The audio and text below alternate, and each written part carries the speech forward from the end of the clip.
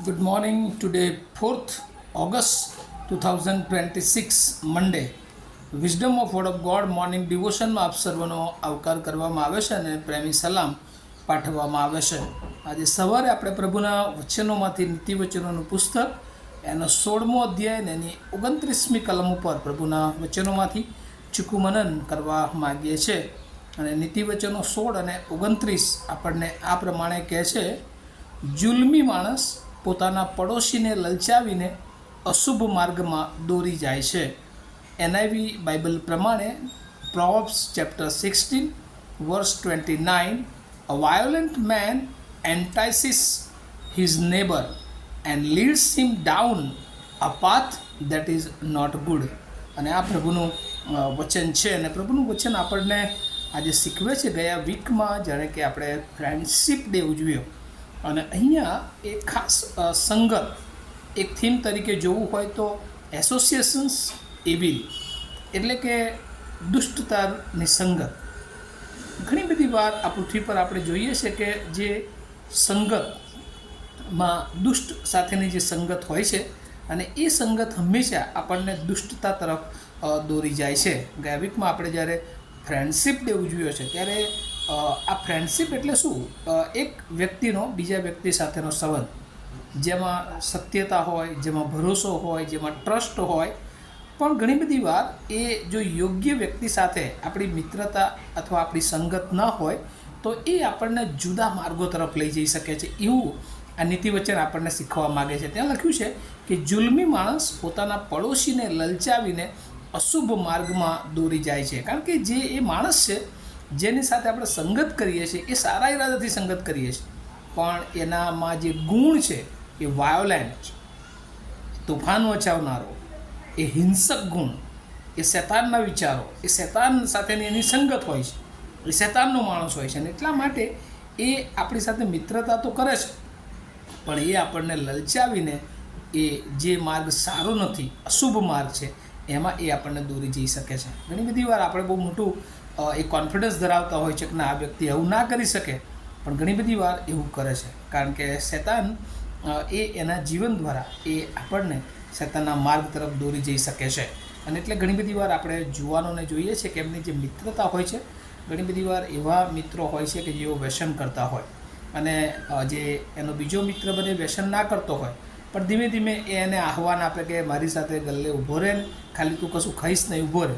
અને પછી સામાન્ય સાદી બાબતો એને ખવડાવવાની શરૂઆત કરે અને પછી ધીમે ધીમે એ એનાથી આકર્ષિત થાય છે અને પછી જે ન ખાવાની બાબતો વ્યસનો રૂપી એ ખાવા લાગે છે. અને ત્યારબાદ પછી એના જે કામો હોય છે એની સાથે વધારે નિકટતામાં આવે છે અને જાણે જુદા માર્ગોમાં એ જતો રહે છે. અને એવું બાઇબલમાં પણ ઘણા બધા ઉદાહરણો છે.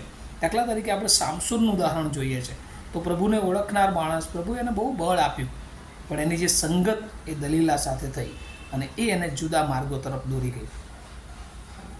આપણે જોઈએ છીએ કે સારી મિત્રતાઓમાં યોનાથનની મિત્રતા દાઉદ સાથે થઈ અને એ દાઉદ કે જે પ્રભુને ઓળખનાર વ્યક્તિ હતી અને એને પ્રભુના તરફ લઈ જનાર વ્યક્તિ બન્યો. અને એટલે પોતાના પિતાની દુષ્ટતાને પણ જાણે કે એ નકારનાર યોનાથન બન્યો. કેમ? કારણ કે એનામાં દાઉદનામાં એ ઈશ્વરની સત્યતા, ઈશ્વરના ગુણો એને જોવા મળે.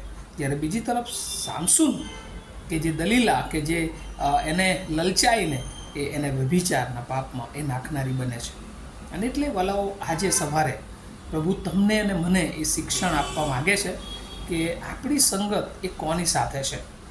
સૌથી મોટો આપણો મિત્ર જો હોય તો એ ઈસુ ખ્રિસ્ત છે, કે જેણે આ પૃથ્વી પર તમને અને મને એ અનંતકાળિક નાશમાંથી બચાવી લીધા છે. એ મિત્રની સાથે, કે જે સાચો મિત્ર છે, એની સાથેની આપણી સંગત કેટલી મજબૂત છે. જેટલી મજબૂત ઈસુ સાથેની સંગત છે, અને એટલે જ આપણે આ દુનિયાના જે દુષ્ટ મિત્રો છે એના સાથેની સંગતથી આપણે દૂર રહી શકીએ છીએ. કારણ કે માણસ કોઈ પણ એ શરૂઆતથી એ સારો હોય છે, પણ એના જે જીવનો છે એ શૈતાનના વાનાઓ તરફ દોરાય છે અને ત્યારે તે શૈતાનના હાથમાં બનતા હોય છે.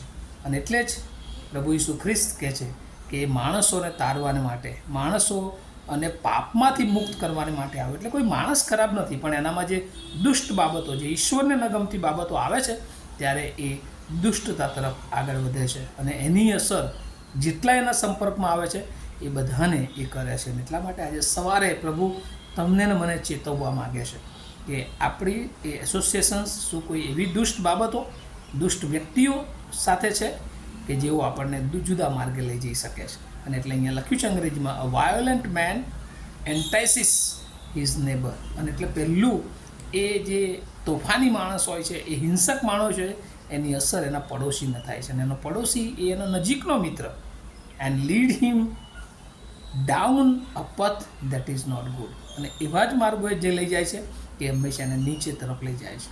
અને પ્રભુ આજે સવારે આપણે સર્વને ખાસ ચેતવણી આપે છે. શું આપણે એવા કોઈ મિત્રો, એવા કોઈ માર્ગોમાં ચાલીએ છીએ કે જે દેવને નથી ગમતા?